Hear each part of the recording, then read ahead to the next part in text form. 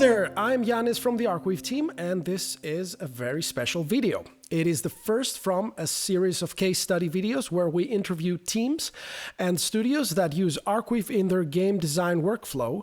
So today with us, we have Niclas Marie and Tobias Tranell, the people behind the company Blue Goo Games and its sci-fi comedy cooking game Space Chef. So hi, thank you for joining us. Hi, thank you for having us. Thank you for having us here. Can you tell me a few things about who is behind Space Chef? Who is about your team? Yeah, well, my name is Tobias, and I am the co-developer of Space Chef, and this is Niclas. Yes. We live in the same town. We have known each other for 30 years, something, since we were kids. And we have worked on several projects over the time, such as small hobbies and small games, but never released anything such as this.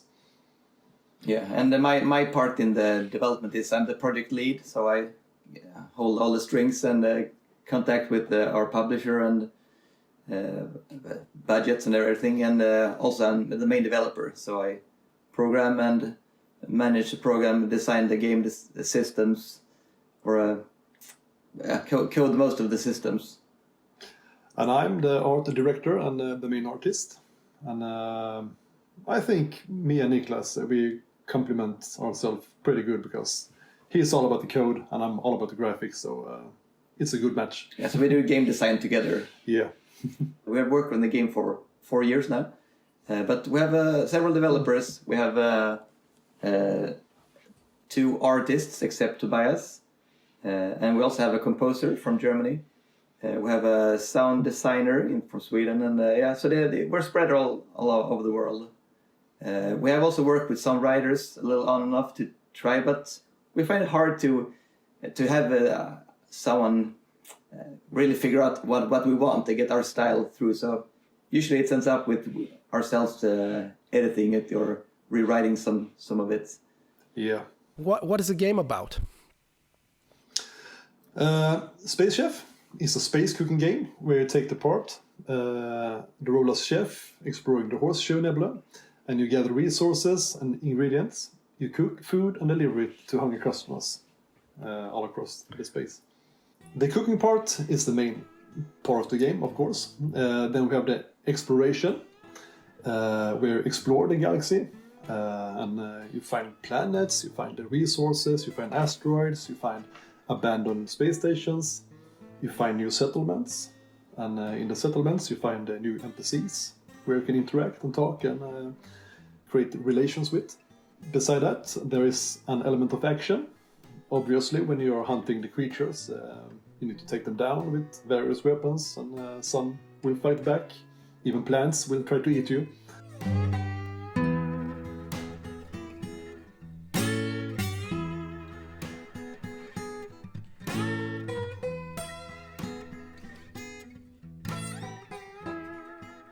Various settlements unlock new regions where customers they will send the orders. So the more you explore, the more customers you will get, the more famous you will get across the nebula. It's like a lot of puzzles. Like you need to go there to find some parts and go back there and find some blueprints and like go back and forth to try to invent new machines to make your cooking better. So like one thing is a cutting board, for example. When you start the game, you just have a basic barrel grill. You can grill something on that, but later you'll be able to craft a cutting board and a knife. And the knife can be used for the cutting board, but can also be used as a weapon if you like. So a lot of things can be used in various ways. Yeah. It's like a shovel you can use to whack creatures with, but you can also use it to dig up roots from the ground. And about the names, we have tried to take earth names of plants and vegetables and fruits and make a little twist, a comical twist to them. Like Niclas said, carrots is carrots. We have beetles. We have named beefles because they are edible, of course. We have sweat potatoes. Sweat potatoes instead of sweet potatoes. So people will they will recognize what it is, but we still want it to feel alien. So there's a lot of ingredients, a lot of recipes in the game. And you progress by unlocking recipes, unlocking blueprints all the time. But you can basically do whatever you like in the game. But to progress, to reach the end of the game, you have to follow a couple of like objectives to unlock the next step of the game. So you're not forced to do anything, but there's also main story that is also a lot of based a lot on the dialogues with some mysterious things happen. You can also ignore that part, but if you do it, some special things will unlock, which make the rest of the game more interesting. Okay, so where did the cooking idea come from? Do you guys cook, or do you love cooking or eating? We like to eat, both of us, of course. We think it's something that we developed over time. Niclas wanted to make a sci-fi pixel art action game, and the backstory of the character happened to be a chef. Then we wanted the chef to be able to actually cook something, and I think from there we derivated a lot from the original idea and made something else. So what do you think makes a cooking game appealing? I think for our game we have many aspects of the cooking part. We have frying, cooking, blending, grilling, baking, and each part is a small minigame in itself. So, for example, you put some beefles on the grill and you can see them slowly get the grill, they turn crispy, they change color, and it sizzles and fizzles, and there's sound effects to it, and it's quite that nice feeling when something happens and something visually appears. And then you put it together into a recipe, into a meal, and...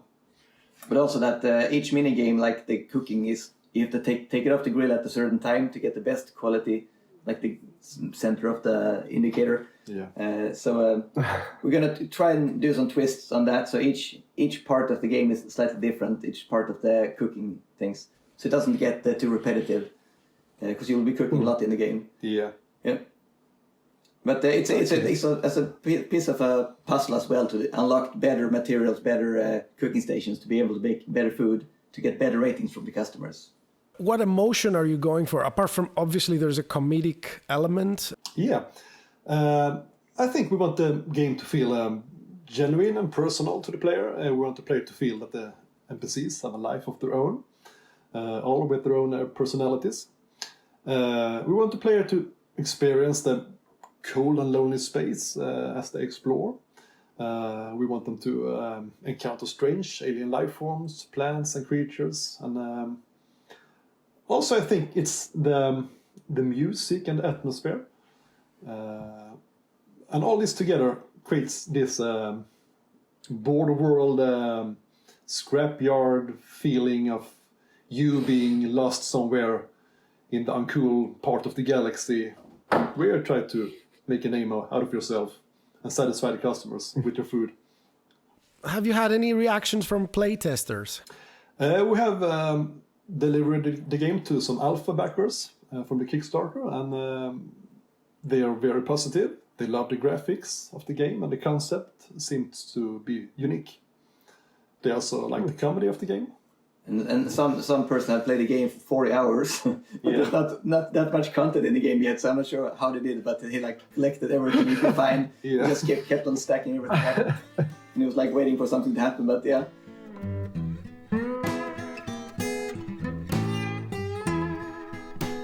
So you guys, have you had any previous experience with writing? I don't know, screenwriting, dialogue writing, comedy writing? Well, yourselves. I have been a role-playing game master for 28 years, so I have been writing a lot. I have been creating worlds, creatures, NPCs, dialogues for those 28 years. So I think I have that part at least. Yeah, that counts. Definitely. Yeah, that counts. Yeah. And when it comes to comedy, we like to think we are funny. Yeah, we like the kind of wacky humor in, like I mentioned, the game Space Quest, classical game. Yeah. With little quirky things, weird things happening. People say weird things or weird things in the background. We think that a lot of the world building, like the art, adds to that feeling, to the comedy feeling. So it might not always be like told lots of jokes all the time, but still a subtle amount of humor in the background. We have been inspired by games such as The Secret of Monkey Island. The dialogue there is great. Space Quest, the old games. The old LucasArts games, Sierra games, King's Quest, all those games. Okay, like we like to say that we're inspired by the point and click games. So there will be some parts where we can like pick up what they use on something else. So there's a puzzle with inventory puzzles. A little small piece of that, but that's not the main part of the game. And also, it's not the dialogues, it's not the main part of the game either. It's not like a very text-heavy game. Because we try to keep the dialogues pretty short and witty, but not too long-winded, and not too many complex dialogue trees.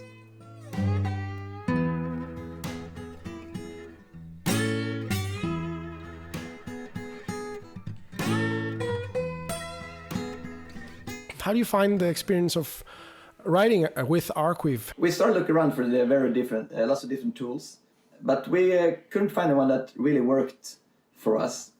And then for some reason we found Arcweave. We thought that this is really easy to use, and it also had some kind of export feature that we can export into Unity. Yeah, it's easy to navigate. We can get a quick overview over all the dialogues we have on each board, and we can jump back and forth. Also the coding part. I'm not a programmer, and I can use it with ease. So it's a big plus for me to use Arcweave. We navigate each board. We have each NPC as a separate board in the game, so we can get a quick overview of the dialogue. And it even if we have small dialogue trees, it looks quite huge, our game. But there are probably other ways to set it up. But that's how we set it up in our Arcweave project. And I understand you use a lot the web API. This changed a lot when you added the API feature. So this is the Arcweave import feature of the dialogue system by Pixel Crushers. So instead of, before we had to go to Arcweave, press export, wait for a few seconds and save a file, then extract the zip file and put it in a folder here, and then import it. But now we just click here, update from API, and the file is saved, load JSON. Just a 3 clicks, click, and import, and then everything's updated in Unity. So it's a lot easier now. So thank you so much for that feature. What do you think could be improved in terms of the Arcweave as an app that can help you as a team? For example, we have a lot of relation variables. So when you speak with someone, you get a new relation. But then the dialogue changes. When the relation goes above a certain number, the dialogue will change. So it would be good to go back to the start and try the new dialogue option, because it will trigger a new variable. We saw that you added recently the feature to see all the variables in the play mode, so you can edit them. You can edit them when you play. Yeah. So you can do it manually by setting it up in the settings, but it would be great if we just could restart the dialogue without deleting and resetting all the variables.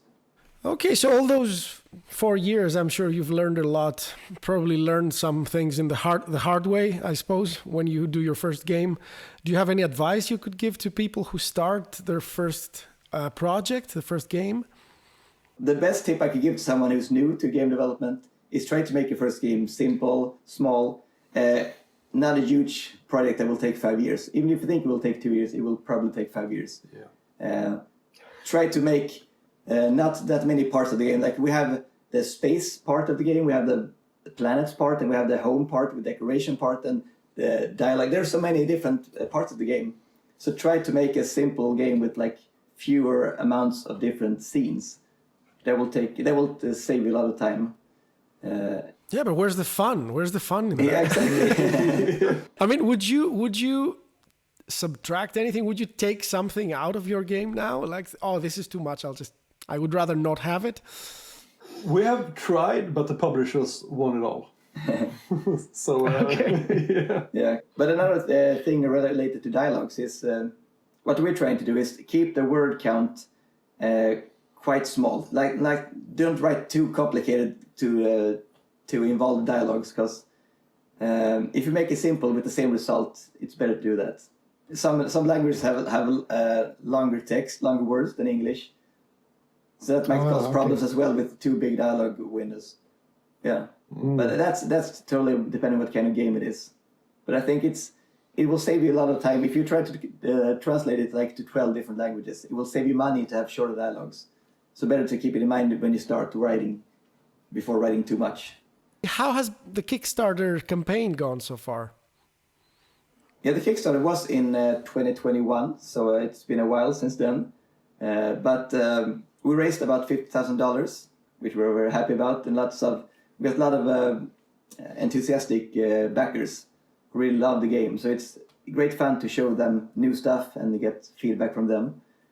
And also that attracted a publisher that wanted to market and publish our game called Quali. And we're really happy to work with them. And also they have a QA team that helps us find bugs, because it takes a lot of time to play test the game thoroughly, and that helps a lot. But the plan is to release the game in end of 2023, around September. And the game is on Steam if you like to check the trailer. This was Niclas and Tobias from Blue Goo Games, and we were discussing their game Space Chef. Guys, it was a pleasure. Thank you so much for coming in and letting us have a sneak peek behind the scenes. And thank you so much for choosing Arcweave for writing your dialogue. Yeah, thank you so much. Thank you. All the best of luck. I'm Giannis from the Arcweave team, and thank you for watching. Let the games begin.